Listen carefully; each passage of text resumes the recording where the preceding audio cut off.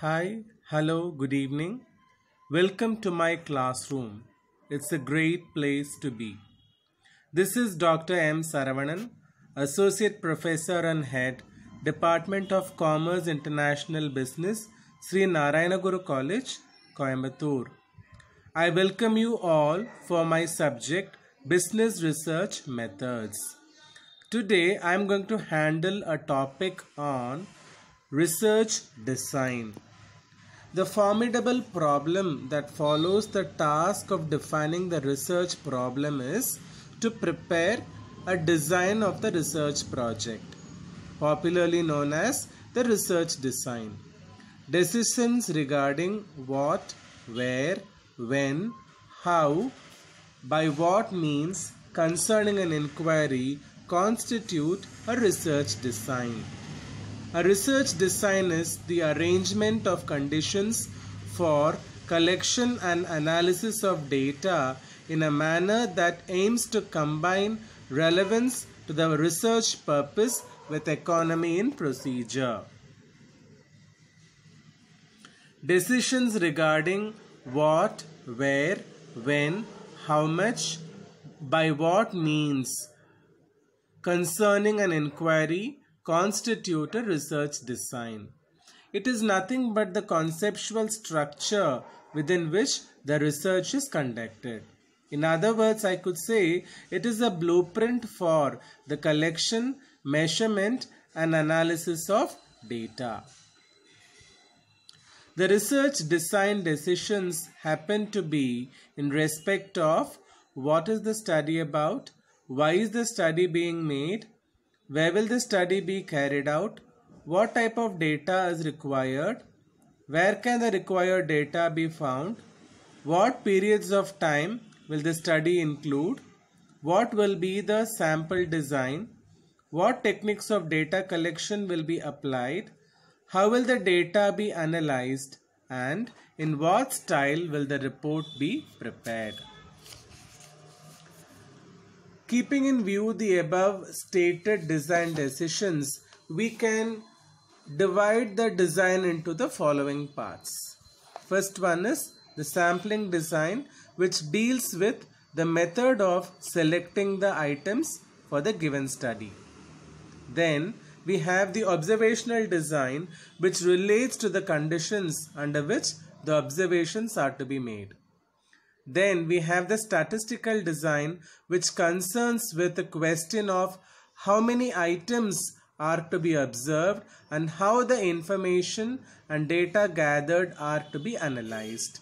And last will be the operational design, which deals with the techniques by which the procedures specified in the sampling, statistical and observational designs are carried out. A research design is appropriate for a particular problem, usually involve the consideration of the following factors: the means of obtaining the information, the availability and skills of the researcher and his staff if any, the objective of the problem to be studied, the nature of the problem to be studied, and the availability of time and money involved in the research work. Today we are going to discuss about the important concepts related to research design. There are 10 important concepts. Let us discuss the important concepts. First one is dependent and independent variable, extraneous variable, control, confounded relationship, research hypothesis, experimental and non-experimental hypothesis testing research, experimental and control groups, treatments, experiment and experimental units. So these are the important concepts related to research design. The first important concept is dependent and independent variable. A concept which can take a different quantitative values is called a variable. And if one variable depends upon another variable, it is called dependent variable, and the variable that is antecedent to the dependent variable is called independent variable. See in the below diagram, if you happen to see the effect of biofertilizer on the plant growth. Here the biofertilizer will be considered as the independent variable and the plant growth will be considered as the dependent variable, because the growth of the plant depends on the amount of biofertilizers used. The more the biofertilizers are used, the more will be the growth. The plant will have more leaves, it will yield more fruits, etc. So the independent variable is antecedent to the dependent variable, and the dependent variable is nothing but the variable which depends on the other variable. So independent variable will change the dependent variable. Okay, now I could tell you another example of how light affects the plant growth. So here we have the amount of sunlight on the one hand and the growth of plant on the other hand. So growth of plant is considered to be the dependent variable and amount of sunlight is considered to be the independent variable. The amount of sunlight amount of sunlight will lead to the growth of the plant. So the more the sunlight the plant has, the plant will grow effectively, and the process of photosynthesis also will take place due to sunlight. So here growth of the plant is the dependent variable and amount of sunlight is the independent variable. Second one is extraneous variable. Extraneous variables are not intentionally studied in your experiment, but when you run an experiment, you see whether if the independent variable has an impact on the dependent variable. So these undesirable variables are called extraneous variables. When we conduct an experiment, there are other variables that can affect our results if we do not control them. So extraneous variables are all variables which are not the independent variable but could affect the results of the experiment. So the researcher wants to make sure that it is the manipulation of the independent variable that has an effect on the dependent variable. So if you happen to see this diagram, here the watering the plant will be the independent variable, growth of the plant is the dependent variable. So the plant requires not only water, but it also requires some other variables like the quality of the seed, the atmosphere, soil, and the amount of fertilizers used in the plant. So these variables are referred to as extraneous variables. And there are four types of extraneous variables. They are situational variable, participant variable, experimenter or investigator facts, and demand characteristics. Situational variable is nothing but these are the aspects of the environment that might affect the participants' behavior. Example, noise, temperature, lighting conditions, etc.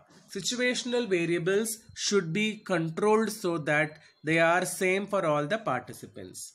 Then we have participant or person variable. Participant variable refers to the way in which each participant vary from the other and how this could affect the results. Example, mood, intelligence, anxiety, nerves, concentration, etc.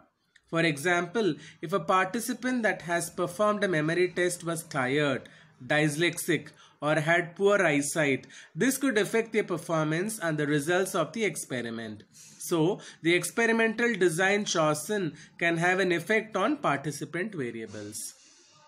Then we have experimenter or investigator effects. Experimenter unconsciously conveys to participants how they behave. This is called experimenter bias. The experiment might do this by giving unintentional clues to the participants about what the experiment is about and how they expect them to behave. This affects the participants' behavior. Also, the personal attributes like age, gender, accent, manner, etc. of the experiment can affect the behavior of the participants. And then we have the fourth extraneous variable, demand characteristics. Demand characteristics are all the clues in an experiment which convey to the participant the purpose of the research. Demand characteristics can change the results of an experiment if participants change their behavior to conform to expectations. Participants will be affected by their surroundings, researchers' characteristics, the researcher's behavior, and their interpretation of what is going on in the situation. The third important concept of research design is control. One important characteristic of a good research design is to minimize the influence or effect of extraneous variables. The technical term control is used when we design the study minimizing the effects of extraneous independent variables. In experimental researches, the term control is used to refer to restrain experimental conditions. In any research study, the inclusion of controls is an absolute necessity. This is so because the control helps the researchers to distinguish between the actual outcomes of a variable from the superficial or false negative result. The fourth one is confounded relationship. When the dependent variable is not free from the influence of extraneous variables, the relationship between the dependent and the independent variable is said to be confounded by an extraneous variable. In an experiment, the independent variable typically has an effect on your dependent variable. For example, if you are researching whether lack of exercise leads to weight gain. Lack of exercise is your independent variable and weight gain is your dependent variable. Confounding variables are any other variable that also has an effect on your dependent variable. They are like extra independent variables that are having a hidden effect on your dependent variables. Let's say you test 200 volunteers, 100 men and 100 women. You find that lack of exercise leads to weight gain. One problem with your experiment is that it lacks any control variables. For example, the use of placebos or random assignment to groups. So you really can't say for sure whether lack of exercise leads to weight gain. One confounding variable is how much people eat. It is also possible that men eat more than women. This could also make gender a confounding variable. Nothing was mentioned about starting weight, occupation or age either. A poor study design like this could lead to bias. For example, if all of the women in the study were middle-aged and all of the men were age 16, age would have a direct effect on weight gain. So this makes age a confounding variable. The next important concept is research hypothesis. When a prediction or a hypothesized relationship is to be tested by scientific methods, it is called research hypothesis. The research hypothesis is a predictive statement that relates an independent variable to a dependent variable. Usually, a hypothesis must contain at least one independent and one dependent variable. Predictive statements which are not to be objectively verified, that are assumed it may not to be tested, are not termed as research hypothesis. Next one is experimental and non-experimental hypothesis testing research.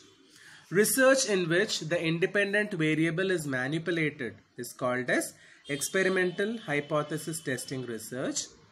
Research in which an independent variable is not manipulated is called non-experimental hypothesis testing research. I could make you understand with an example. For instance, suppose a researcher wants to study whether intelligence affects the reading ability for a group of students. And for this purpose, he randomly selects 50 students and tests their intelligence and reading ability by calculating the coefficient of correlation between the two sets of scores. This is an example of non-experimental hypothesis testing research. because here the independent variable intelligence is not manipulated. But now suppose that our researcher randomly selects 50 students from a group of students who are to take a course in statistics, and then he divides them into two groups by randomly assigning 25 to group A, the usual studies program, and 25 to group B, the special studies program. At the end of the course, he administers a test to each group in order to judge the effectiveness of the training program on the student's performance level. This is an example of experimental hypothesis testing research because in this case the independent variable, that is the type of training program, is manipulated. The next concept of research design is experimental and control groups. In an experimental hypothesis testing research, when a group is exposed to usual conditions, it is called as control group. But when the group is exposed to some special conditions, it is called as experimental group. In the previous illustration, group A can be called a control group and group B an experimental group. If both the groups A and B are exposed to special studies program, then both the groups would be termed as experimental groups. Next concept is treatment. The different conditions under which the experimental and control groups are put are usually referred to as treatments. In the previous illustration, the two treatments are the usual studies program and the special studies program. Similarly, if we want to determine through an experiment the comparative impact of three varieties of fertilizers on the yield of wheat, in that case, the three varieties of fertilizers will be treated as three treatments. Next concept is experiment. Experiment is nothing but the process of examining the truth of a statistical hypothesis relating to some research problem. For example, we can conduct an experiment to examine the usefulness of a certain newly developed drug. Experiments can be of two types: absolute experiment and comparative experiment. If we want to determine the impact of a fertilizer on the yield of a crop, it is a case of absolute experiment. But if we want to determine the impact of one fertilizer as compared to the impact of some other fertilizer, our experiment then will be termed as comparative experiment. Can you see what it is? Yes. In the path of the tremendous development phase of the technology, the world's ever first most expressive humanoid robot with citizenship in a country is created by Dr. David Hanson, the CEO of Hanson Robotics, and his friends in Hong Kong in 2015, and the robot is named as Sophia. Sophia, a real live electronic girl. She is activated on April 19th, 2015. This development is considered as a great breakthrough in the line of robotics and artificial intelligence.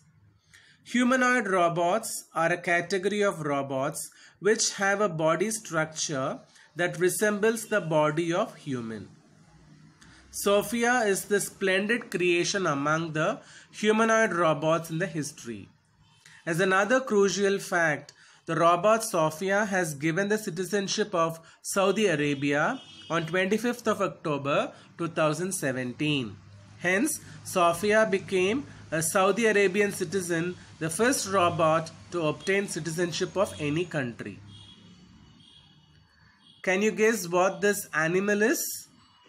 Yes, it is Dolly. It was a female domestic sheep and the first mammal cloned from an adult somatic cell using the process of nuclear transfer. Dolly was cloned by Keith Campbell, Ian Wilmot, and colleagues at the Roslin Institute, part of the University of Edinburgh, Scotland, and the biotechnology company PPL Therapeutics, based near Edinburgh. She was born on 5th July 1996 and died from a progressive lung disease 5 months before her 7th birthday. And the disease was not considered related to her being a clone on 14th February 2003. She has been called the world's most famous sheep by sources including BBC News and Scientific American. The last type of concept of research design is experimental unit. The predetermined plots or the blocks where different treatments are used are known as experimental units. Such experimental units must be selected very carefully. The smallest division of the experimental material such that any 2 experimental units can receive different treatments. It is the unit of randomization and of statistical analysis when comparing groups. Thus, if a mice in a cage are given a treatment in the diet, the cage of animals rather than the individual animal is the experimental unit, as mice in the cage cannot have different treatments and they may be more similar than mice in different cages. So these are the different concepts of research design. Hope you have enjoyed watching this video. Thank you so much for patiently listening. Catch you with another topic someday later. Bye bye.